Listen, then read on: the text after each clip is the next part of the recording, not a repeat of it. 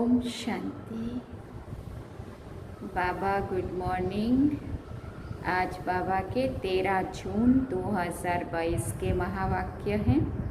बाबा ने सार में कहा, मीठे बच्चे, ये पाठशाला है नर से नारायण बनने की।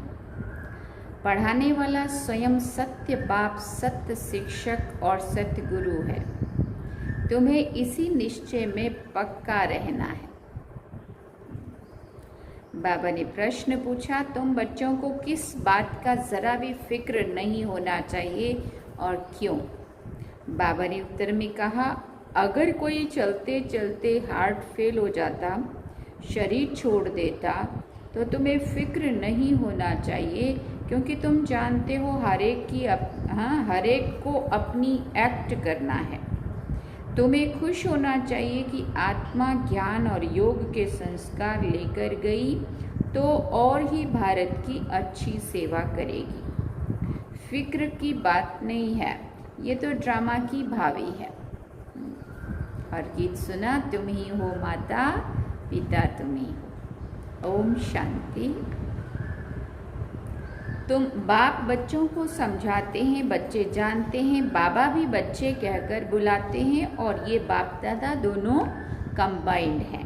पहले बाप दादा फिर बच्चे हैं। ये नई रचना हुई ना, और बाप दादा और बाप राजयोग भी सिखा रहे हैं।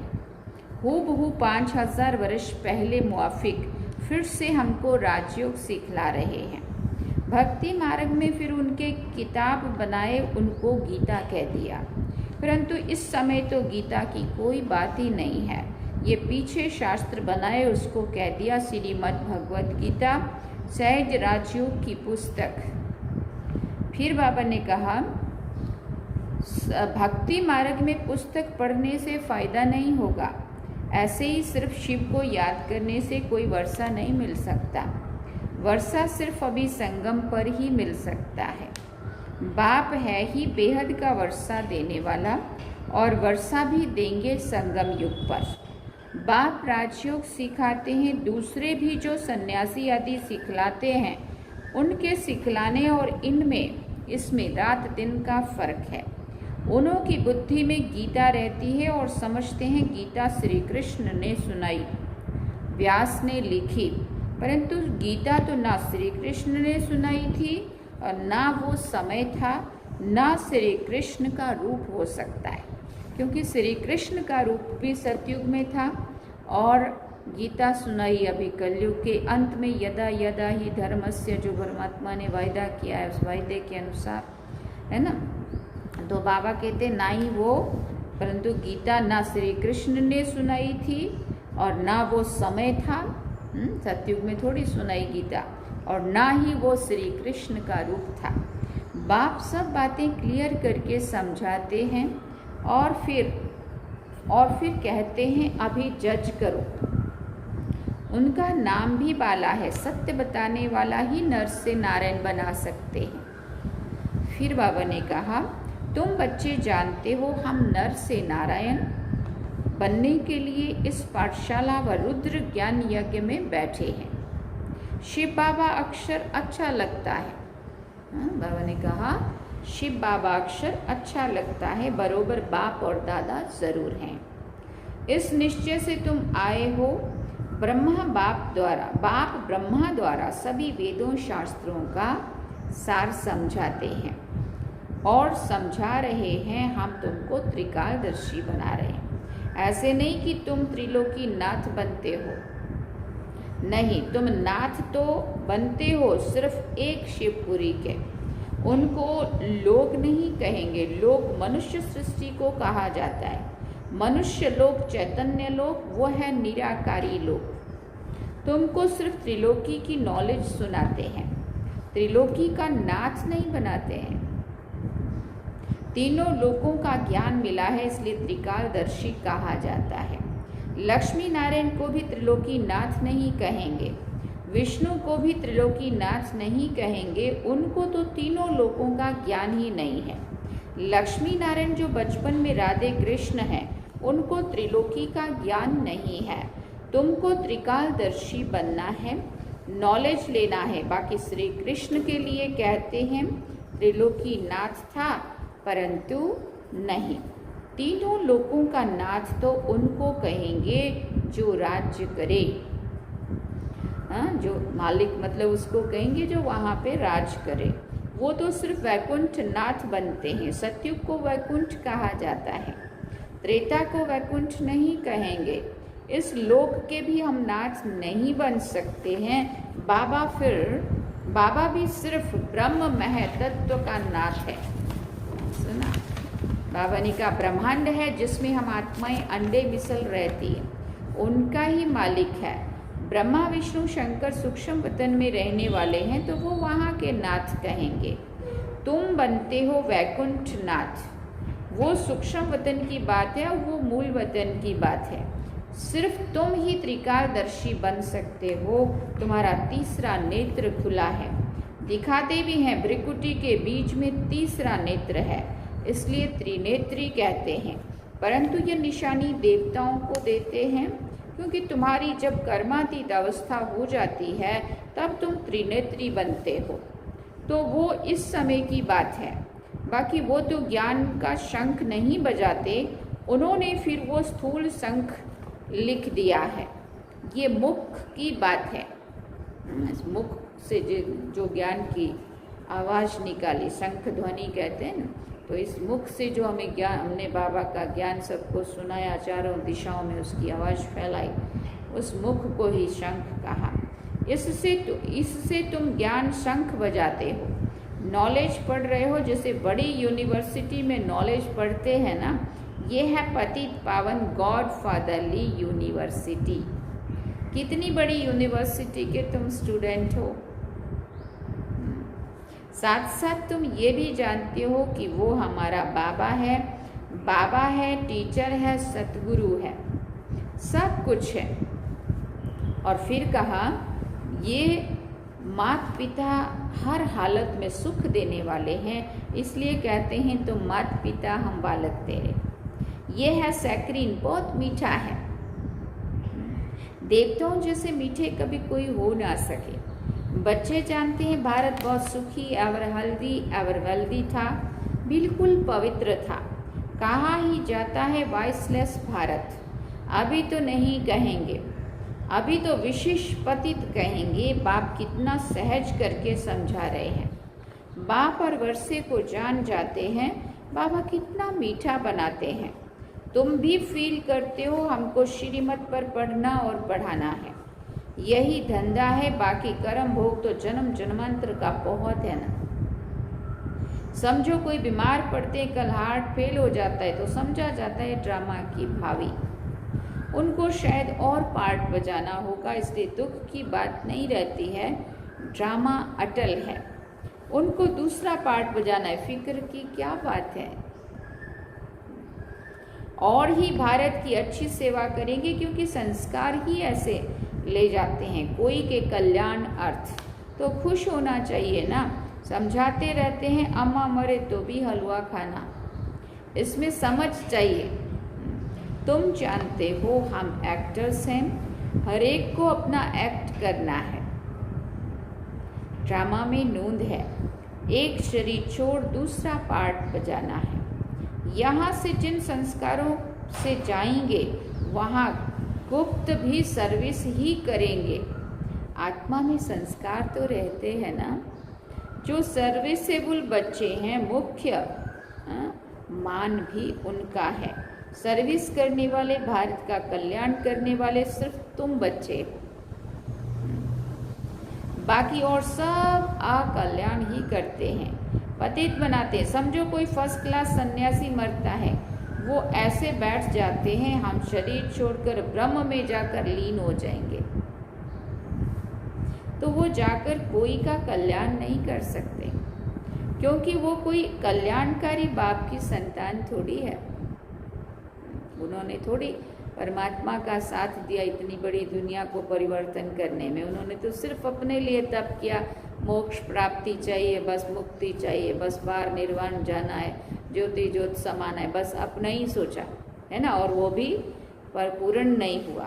तो बाबा कहते वो कोई जाकर थोड़ी किसी का कल्याण करते हैं, क्योंकि वो कोई कल्याणकारी बाप की संतान थोड़ी है। तुम कल्याणकारी बाप की संतान हो, तुम किसी का अकल्याण नहीं कर सकते। तुम तो जाएंगे कल्याण अर्थ। ये है पतित दुनिया। बाप का ऑर्डिनेंस निकला है कि अभी ये भोग बल की रचना नहीं चाहिए। देखो भगवान का ऑर्डिनेंस निकला है, ये तमो प्रधान है। आधा कल्प से तुम 1-2 पर काम कटारी से दुख देते आए हो। ये रावण के 5 भूत हैं जो तुमको दुख देते हैं, ये तुम्हारे बड़े दुश्मन हैं। बाकी कोई सोनी लंका आदि थी नहीं, ये सब बातें बैठ बनाई हैं। बाप कहते हैं ये तो बेहद की बात है। सारी मनुष्य सृष्टि इस समय रावण की जंजीरों में बंधी हुई है। मैगजीन में भी चित्र अच्छा निकला है, सब रावण के पिंजरे में पड़े हैं, सब शोक वाटिका में है, अशोक वाटिका नहीं है। अशोक वाटिका मना जहाँ कोई भी प्रकार का शोक दुख ना हो। अशोका होटल नहीं, ये तो सब शोक की होटलें हैं। नाम रख दिया अशोका होटल। बहुत गंद करते हैं। तुम बच्चे जानते हो स्वच्छ कौन है और गंदे कौन है। अभी तुम फूल बन रहे हो। फिर बाबा ने कहा तुम बच्चे समझते हो आत्मा के रिकॉर्ड में कितना बड़ा पार्ट नूंदा हुआ है। ये बड़ी वंडरफुल बातें हैं। इस छोटी सी आत्मा में अविनाशी 84 जन्मों का पार्ट भरा हुआ है। कहते भी हैं हम पतित तमो प्रधान है, अभी है एंड। खूने नाहिक खेल है ना, एक बम से कितने मर पड़ते हैं। तुम जानते हो अभी पुरानी दुनिया रहनी नहीं है। ये पुराना शरीर पुरानी दुनिया है, हमको नई दुनिया में नया शरीर मिलना है। इसलिए पुरुषार्थ कर रहे हैं श्रीमत पर। ज़रूर ये सब बच्चे उनके मददगार हैं। श्री श्री की श्रीमत पर हम श्री लक्ष्मी श्री नारायण बनते हैं। वाइस प्रेसिडेंट को प्रेसिडेंट थोड़ी कहेंगे, ये तो हो ही नहीं सकता। पत्थर भीतर में भगवान अवतार कैसे लेंगे। फिर बाबा ने कहा उनके लिए गाते हैं यदा यदा ही धर्मस्य ग्लानिर्भवति भारत। जब जब बिल्कुल पतित बन जाते हैं, कलयुग का अंत समीप आ जाता है, तब मुझे आना पड़ता है। तुम बच्चे मुझ बाप को याद करो। बाबा पूछते हैं बाप की याद रहती है? घड़ी घड़ी कहते हैं बाबा घड़ी घड़ी भूल जाते हैं। बाबा पूछते हैं क्यों? लौकिक बाप को तो कभी नहीं भूलते। ये बात बिल्कुल नहीं है। बाप निराकार एक बिंदी है, ये प्रैक्टिस नहीं है। कहते हैं ना, हमने तो ना कभी ऐसा सुना ना उनको ऐसा याद किया। देवताओं को भी ये ज्ञान नहीं रहता है, ये ज्ञान प्राय लोप हो जाता है। उनको सुदर्शन चक्रधारी भी नहीं कहेंगे। भले कहते हैं विष्णु के 2 रूप श्री लक्ष्मी श्री नारायण बनते हैं। प्रवृत्ति मार्ग के लिए 2 रूप दिखाते हैं, ब्रह्मा सरस्वती शंकर पार्वती लक्ष्मी नारायण। ऊंचे ते ऊंचा है एक, फिर है सेकंड थर्ड डैश डैश। बाप कहते बच्चे देह सहित देह के सभी धर्म छोड़ो, अपने को आत्मा समझो। मैं आत्मा बाप का बच्चा हूँ, मैं सन्यासी नहीं हूँ। बाप को याद करो, इस देह के धर्म को भूल जाओ। बड़ा सहज है। अभी बाप साथ बैठे हैं, अभी बाप के साथ बैठे हो। बाबा ब्रह्मा द्वारा बैठ समझाते हैं। बाप दादा दोनों कंबाइंड हैं। और फिर कहा जैसे 2 बच्चे इकट्ठे पैदा होते हैं ना, ये भी 2 का पार्ट इकट्ठा चल रहा है। बच्चों को समझाया है अंतमति सोगति। जब शरीर छोड़ते हैं उस समय बुद्धि कहाँ चली गई, तो वहाँ जाकर जन्म लेना पड़ेगा। अंतकाल पति का मुंह देखती है तो बुद्धि वहाँ चली जाती है। अंतकाल जो जैसी स्मृति में रहता है उसी समय का बड़ा असर रहता है। अगर उस समय की स्मृति रहे कि श्री कृष्ण जैसा बच्चा बनूं, तो बात मत पूछो। बहुत सुंदर बच्चा बनकर जन्म लेते हैं। अब तो अंतमती एक ही लगन रखनी है ना। इस समय तुम क्या कर रहे हो? जानते हो हम शिव बाबा को याद करते हैं। सबको साक्षात्कार तो होता ही है। मुकुटधारी तो श्री कृष्ण भी है, राधे भी है, प्रिंस प्रिंसेस तो होंगे ना, परंतु कब?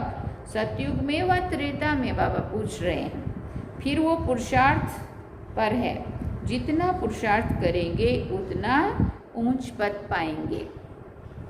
तुम कहते हो हम तो 21 जन्मों के लिए राजा ही लेंगे। मम्मा बाबा लेते हैं तो क्यों नहीं हम भी उनको फॉलो करें? नॉलेज को धारण करके फिर कराना है, इतनी सर्विस करनी है, तब 21 जन्मों के लिए प्रारब्ध भोगेंगे, प्रारब्ध मिलेगी। स्कूल में जो अच्छी रीति पुरुषार्थ नहीं करते तो कम मार्क्स लेते हैं। अभी तुम 5 विकारों रूपी माया रावण पर जीत पाते हो। तुम्हारी है अहिंसक युद्ध। अगर राम को निशानी ना देवे तो सूर्यवंशी चंद्रवंशी कैसे कहा जाए? उन्होंने फिर सतयुग त्रेता में युद्ध समझ लिया। तो बाप कहते हैं तुम जितना पुरुषार्थ करेंगे तो अंतमति सोगति होगी। देह का भी ख्याल ना हो, सबको भूलना है। बाप कहते तुम अशरीरी आए थे, फिर अशरीरी ही जाना है। तुम इतनी छोटी बिंदी आत्मा इन कानों से सुनती हो, मुख द्वारा बोलती हो। हम आत्मा एक शरीर छोड़ फिर दूसरे में जाते हैं। अभी हम आत्माएं घर जा रही हैं। बाबा बड़ा श्रृंगार कराते हैं जिससे मनुष्य से देवता बन जाते हैं। तुम जानते हो शिव बाबा को याद करने से हम ऐसे बनते हैं माना लक्ष्मी नारायण जैसे। गीता में भी है, मुझे याद करो और वर्षे को याद करो तो तुम स्वर्ग के मालिक बन जाएंगे। बिल्कुल सहज है, समझते भी हैं बरोबर। हम कल्प कल्प आपसे ब्रह्मा द्वारा वर्षा पाते हैं। गाते भी है ना, ब्रह्मा द्वारा स्थापना देवता धर्म की। नापास होने से फिर त्रेता के क्षत्रिय धर्म में चले जाते हैं। ब्रह्मा द्वारा ब्राह्मण देवता क्षत्रिय 3 धर्मों की स्थापना होती है। सतयुग में और कोई धर्म होते नहीं है और सब बाद में आते हैं। उनसे हमारा कोई कनेक्शन नहीं है। भारतवासी भूल गए हैं कि हम आदि सनातन देवी देवता धर्म के हैं। ये भी ड्रामा का पार्ट ऐसा बना हुआ है। अच्छा, मीठी मीठी सिकिल दे बच्चों प्रति माता पिता बाप दादा का याद प्यार और गुड मॉर्निंग। रूहानी बाप की रूहानी बच्चों को नमस्ते। हम रूहानी बच्चों की रूहानी माता पिता बाप दादा को दिल वाचान सिकवा प्रेम से याद प्यार, गुड मॉर्निंग, नमस्ते, थैंक यू बाबा, शुक्रिया बाबा। अब धारणा के लिए मुख्य सार है। पहला पॉइंट, श्रीमत पर पढ़ने और पढ़ाने का धंधा करना है। ड्रामा की भावी पर अटल रहना है। किसी भी बात का फिक्र नहीं करना है। दूसरी बात बाबा ने कही, अंत काल में एक बाप के सिवाय और कोई की भी याद ना आए, इसलिए इस देह को भी भूलने का अभ्यास करना है। अशरीरी बनना है। फिर वरदान में बाबा ने कहा, मन बुद्धि से किसी भी बुराई को टच ना करने वाले संपूर्ण वैष्णव व सफल तपस्वी भव। हाँ, मन और बुद्धि से भी कोई भी बुराई टच भी ना हो, ना मन बुद्धि में, कर्म में, वाणी में, तो बात ही अलग है। उनको ही सच्चे वैष्णव या सफल तपस्वी कहेंगे। पवित्रता की पर्सनैलिटी व रॉयल्टी वाले मन बुद्धि से किसी भी बुराई को टच नहीं कर सकते। जैसे ब्राह्मण जीवन में शारीरिक आकर्षण व शारीरिक टचिंग अपवित्रता है, ऐसे मन बुद्धि में किसी विकार के संकल्प मात्र की आकर्षण व टचिंग अपवित्रता है। तो किसी भी बुराई को संकल्प में भी टच ना करना, यही संपूर्ण वैष्णव व सफल तपस्वी की निशानी है। स्लोगन में बाबा ने कहा, मन की उलझनों को समाप्त कर वर्तमान और भविष्य को उज्जवल बनाओ। मन की उलझनों को समाप्त कर वर्तमान और भविष्य को उज्जवल बनाओ, क्योंकि अगर हम मन की उलझनों में ही उलझे हुए रहेंगे तो भविष्य उज्जवल नहीं बन सकता। इसलिए अगर हमें अपना वर्तमान और भविष्य उज्जवल बनाना है तो सारी मन की उलझनों को समाप्त कर देना पड़ेगा। इसलिए बाबा ने कहा मन की उलझनों को समाप्त कर वर्तमान और भविष्य को उज्जवल बनाओ। अच्छा, ओम शांति। सार में बाबा ने कहा मीठे बच्चे, ये पाठशाला है नर से नारायण बनने की। पढ़ाने वाला स्वयं सत्य बाप, सत्य शिक्षक और सतगुरु है।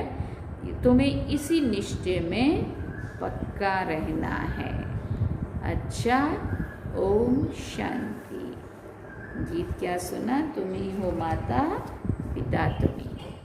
अब हम बाबा को याद करेंगे।